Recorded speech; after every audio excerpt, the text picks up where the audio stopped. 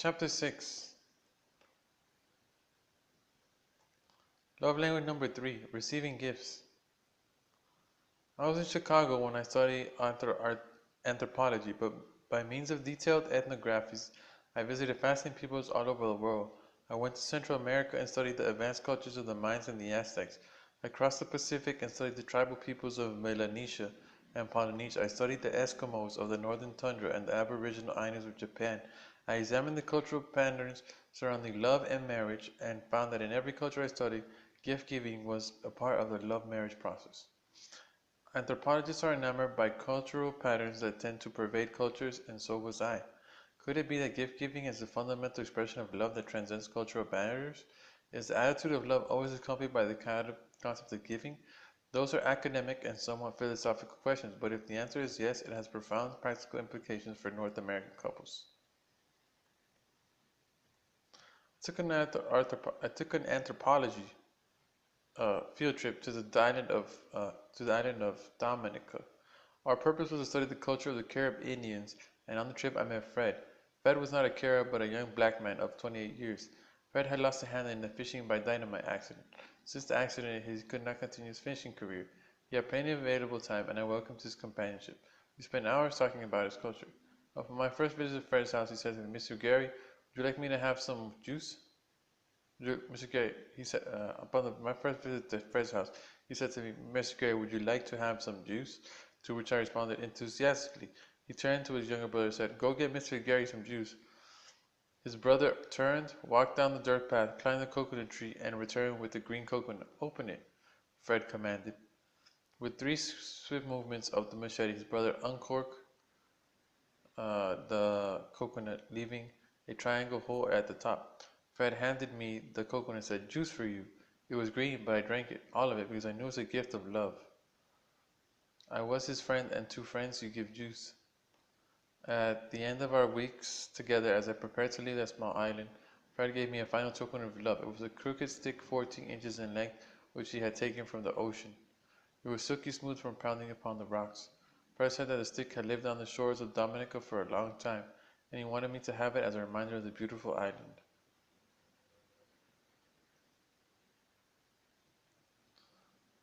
Even today, when I look at the stick, I can almost hear the sound of the Caribbean waves, but it's not as much a reminder of Dominica as it is a reminder of love.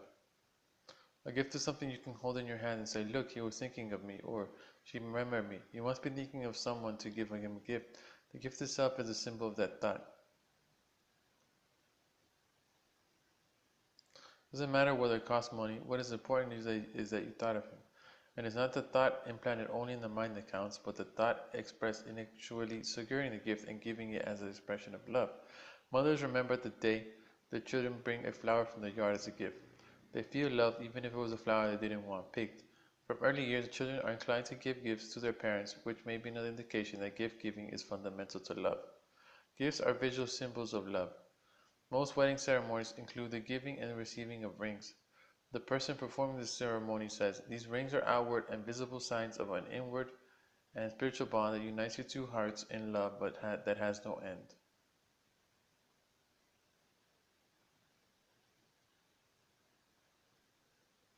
This is not meaningless rhetoric, it is verbalizing significant truths. Symbols have emotional value. Perhaps that is even more graphically displayed near the end of a disintegrating marriage when the husband or wife stops wearing the wedding ring. It is a visual sign that the marriage is in serious trouble.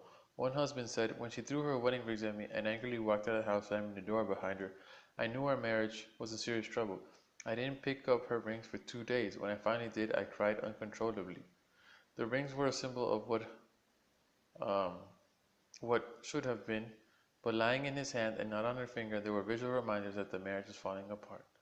The lonely ring stirred deep emotions within the husband. Visual symbols of love are more important to some people than to others. That's why individuals have different attitudes toward wedding rings. Some never take some never take the ring off after the wedding. Others don't even wear a wedding band. That is another sign that people have different primary love languages. If receiving gifts is my primary love language, I will place great value on the ring you have given me, and I will wear it with great pride. I will also be greatly moved emotionally by other gifts that you give me through the years. I will see them as expression of love. Without gifts, As visual symbols, I may question your love. Gifts come in all sizes, colors, and shapes.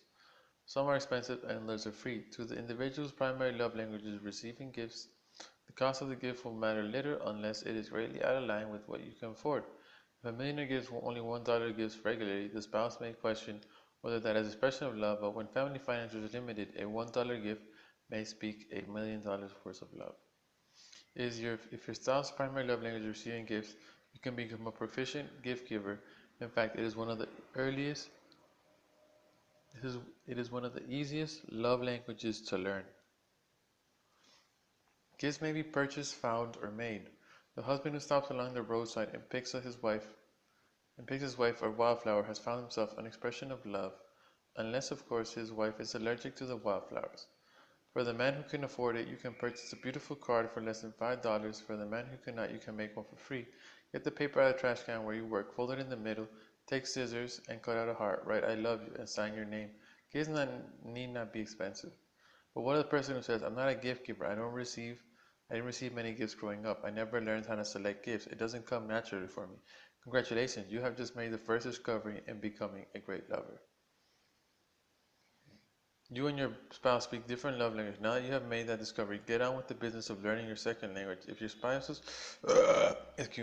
spouse's primary love language is receiving gifts, you can become a proficient gift giver. In fact, it is one of the easiest love languages to learn. Where do you begin? Make a list of all the gifts your spouse has expressed excitement about receiving throughout the years. There may be gifts you have given, um, or gifts given by other family members or friends. The list will give you an idea of the kind of gifts your spouse would enjoy receiving.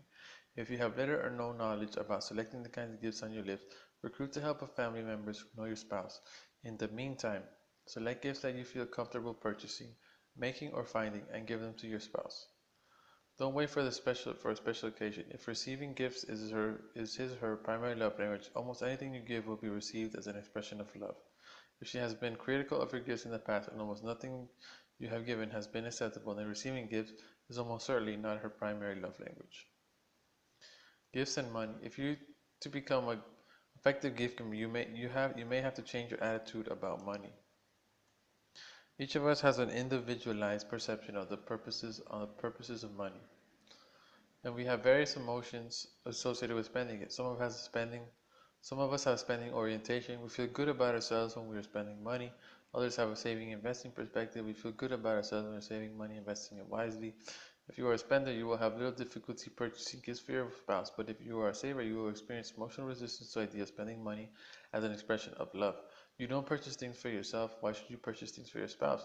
But that attitude fails to recognize that you are purchasing things for yourself. By saving and investing money, you are purchasing self-worth and emotional security. You are caring for your own emotional needs in the way you handle money. What you are not doing is meeting the emotional needs of your spouse. If you discover that your spouse's primary love is receiving gifts, then perhaps you will understand that purchasing gifts for him or her is the best investment you can make.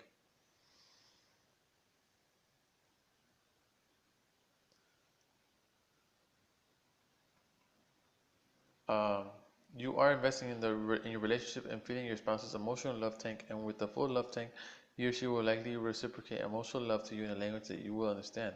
When both personal emotional needs are met, your marriage will take on a whole new dimension. Don't worry about your savings. You will always be a saver, but to invest in loving your spouse is to invest in blue chip stocks.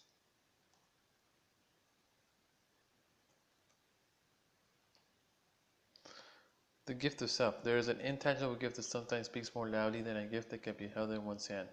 I call it the gift of self or the gift of presence. Being there when your spouse needs you speaks loudly to the one whose primary love language is speaking gifts. Jan once said to me, my husband, Don, loves softball more than he loves me. Why do you say that? I inquired. On the day our baby was born, he played softball. I was lying in the hospital all afternoon while he played softball, she said. Was he there when the baby was born? Oh yes, he stayed long enough for the baby to be born, but 10 minutes afterwards, he left to play softball. I was devastated. It was such an important moment in our lives. I wanted us to share it together. I wanted him to be there with me. Don deserted me to play. That husband may have sent her a dozen roses, but they would not have spoken as loudly as his presence in the hospital room beside her. I could tell that Jan was deeply hurt by that experience.